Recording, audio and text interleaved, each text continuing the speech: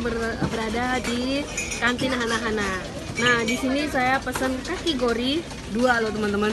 Karena Bu Iren tidak mau ke sini. Bu Iren saya pesan 2. Nih lihat. Ini kakigori green tea nih teman-teman, warnanya hijau seperti ini.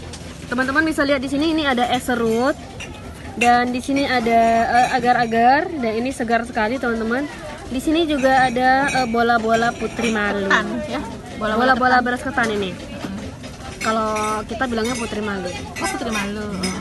Ini ada apa namanya bubur kayak bubur dia ketan hitam. Ketan hitam. Tapi nggak manis. Ya jangan manis. Ya, Terus diolesin ini dia teman-teman es krimnya. Baru manis.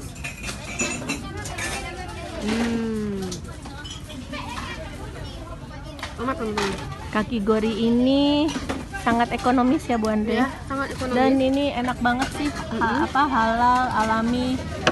Kalau nggak salah kakigori itu Berapa ya ini? Harganya 11.000. 11.000 itu udah lengkap. Kalau ada green tea, es krim, agar-agar, kacang ajuki. Kacang ajuki itu kacang merah Ya. dan bola ketan. Terus kakigori coklat juga ada. Ini harganya 9.000. Ada es krimnya, agar-agar, acuki itu kacang merah dan sereal Milo. Tapi kami Seru karena kali. suka yang Green green tea, tea, kami pesan yang green tea.